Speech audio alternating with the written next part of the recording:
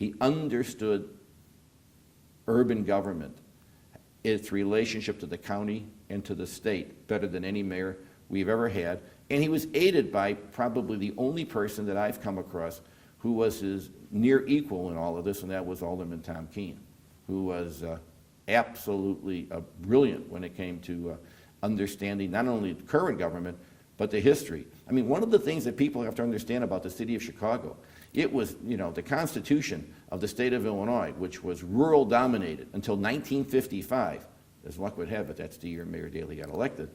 They did in a redistrict. The suburban Cook County was one district.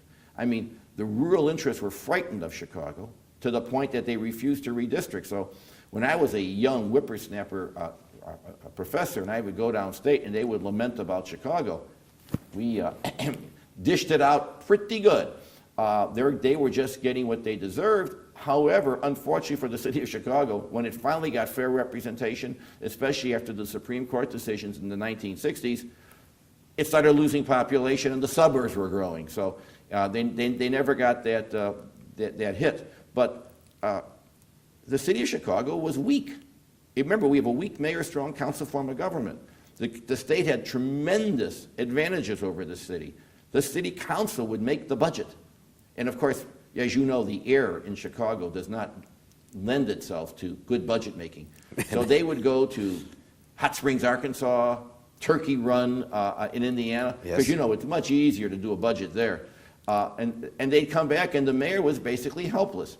Or you'd have the state of Illinois, which you couldn't even tax yourself without the state of Illinois' permission. And so when Daley came in with the Home Rule Commission, which was led by Thomas Keene, they knew what they wanted and they got it. And he brought in these professional administrators. The key to him as mayor, again, those first 8 years, he brought in some of the best professional managers and administrators in the nation to Chicago. But there was one caveat.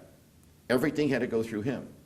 And so when he said good government is good politics and good politics is good government, that was not a Burma Shave slogan. That's for all you aging baby boomers out there. Burma Shave. This young lady has no idea what that means. It wasn't a little slogan.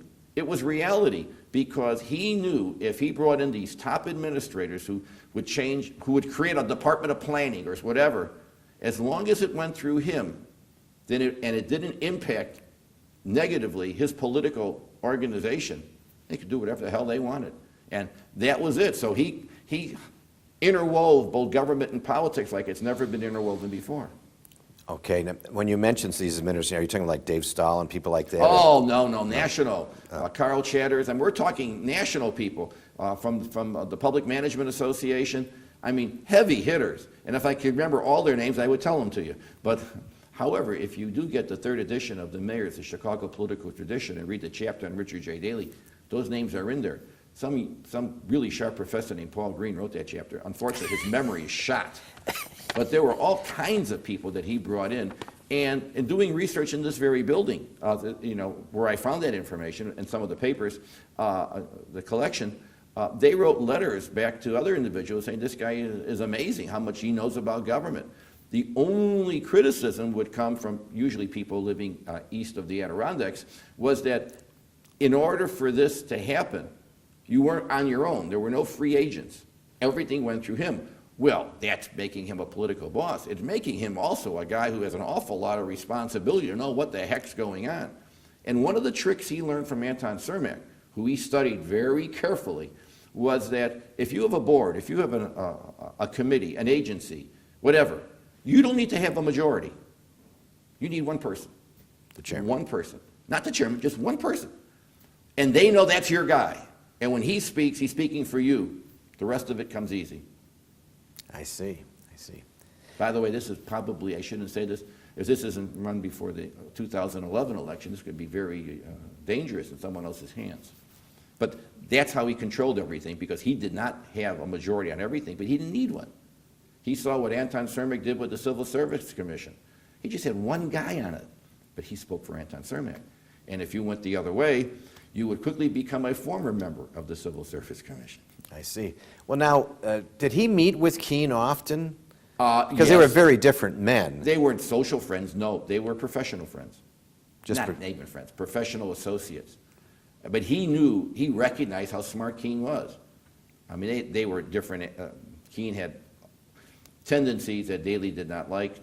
Keene got in trouble late in life for some real estate operation. Daley no, that was not him. Keene's famous line, "I wanted money, Daley wanted power. We both got what we wanted." Pretty accurate. Pretty accurate. And in his time, who was the who were the people that politically closest to the mayor? Well, at the beginning, it was his former law partner who became a Judge Lynch. Judge Lynch was someone very close to the mayor, who was very helpful to the mayor. He was the guy introducing all these Home Rule Commission legislation in the legislature. He was close to him. He had the old story. There were no friends.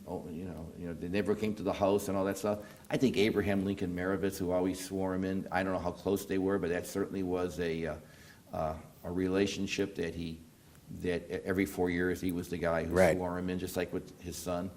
I mean, but he had staff people that came and go. Neil Hartigan worked for him for a while. He had Hill, and he had the Jacobs people who were his advisors on zoning. But when Cullerton became the assessor, that gave Keene a chance to become the head of the finance committee, and those are the guys. But he made sure he did not have a lot of people that he confided in, other than probably his wife. Probably be the one I think of the most. But there were no Earl Bush, who wrote a lot of his speeches with a famous line, "Don't listen to what he says, listen to what he means." I mean, people like that. But again, how can I say this politely? They were employees. What about with labor? He had a very strong relation with labor. Bill Lee, for instance. Bill Lee was a very close friend. He put him on a couple of, I think Bill Lee went to the Park District. Yes. As you well know, Mr. Park. When you think of Parks, you think of Bill Lee immediately. He was his guy. Remember, his father was in the labor movement, as a steel worker, I think it was a sheet worker. But the point was that Daley was too smart to be pigeonholed. So when he worked with labor, he also worked with the business community. And one of the things I found in this building, again, in the papers of Fairfax Cone or someone like that he met with those business people because the city was stagnating, absolutely stagnating. And they were saying, "My God, we thought this guy," because the press murdered him in the 55 campaign. Only had one newspaper supporting him. The American. Yeah. And they were calling him all kinds of names, but not personally. They said he was a good family man and religious and all that stuff, but he represented those people. He won their confidence over by simply saying, "We're going to build, we're going to create," and he was able to start doing those things. So he created jobs, and labor likes that.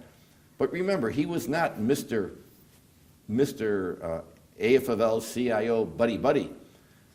When the police and fire would come to him for a contract, it was written in a handshake, nothing in writing. And one of the guys, when I started teaching, who was the head of the FOP, said, "When you went to see Richard J. Daley on a contract, it wasn't collective bargaining, it was collective begging." He gave him his word, they gave him their word, and God forbid they broke it, because he would keep his.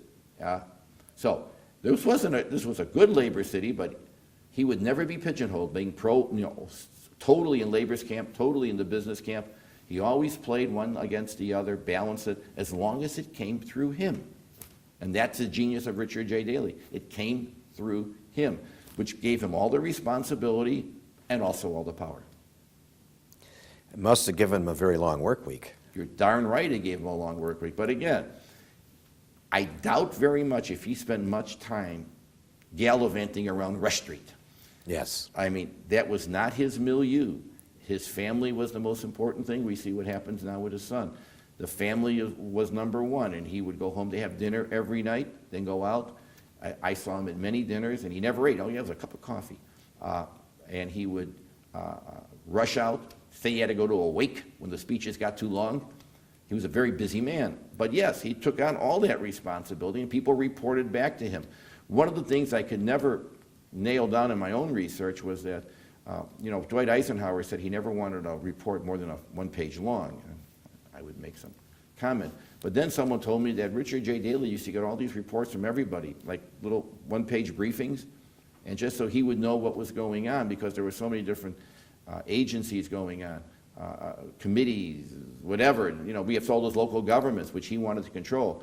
The one he didn't control, because he was so afraid of it, which separated him from his son, who did control it, of course, was the Board of Education, because that was like the third rail on Chicago politics until 1995, when his son took it over and made it a positive for the mayor. Usually it was a negative. If anyone wanted to run against you, you'd point to the Board of Education, and so forth and so on.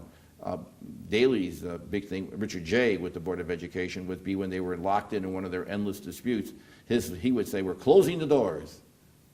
We're not opening the doors until you have a deal," which is kind of humorous, but he didn't want to get too close to that. But everything else he ran, CHA, the Park District, we know everything went through him.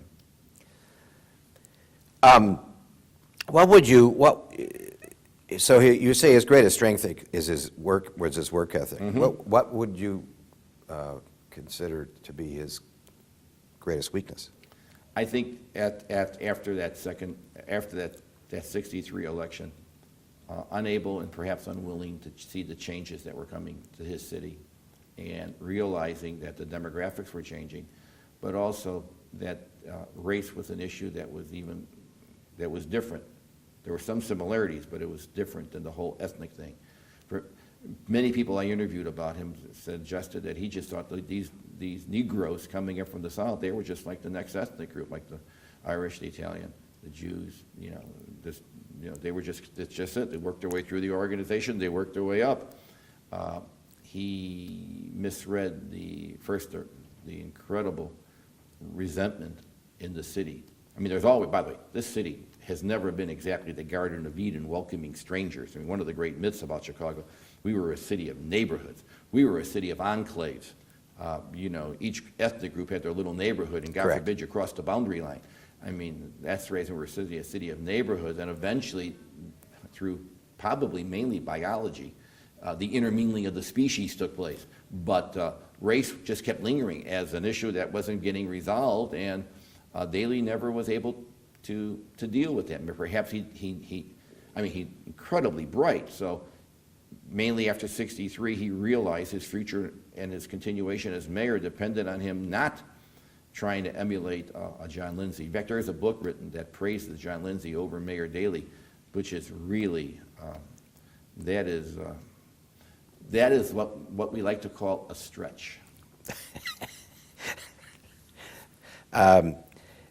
There was, in talking with Clark Burris and... I forgot Mr. Burris, yes. Yes, and former Justice Cousins, they never viewed him as a racist in any way or a person of discrimination, but I asked, and I'd like you, that the way he ran it through the ward, the power was in the ward, and he respected the ward committeeman.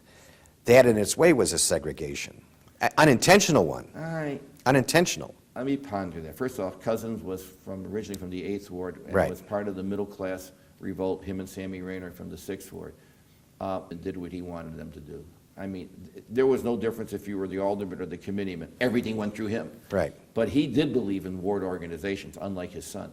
So he loved going to ward organizations. I saw him. Yes. We lived in the 50th Ward. When he came there, I mean, it was a night out a big night out.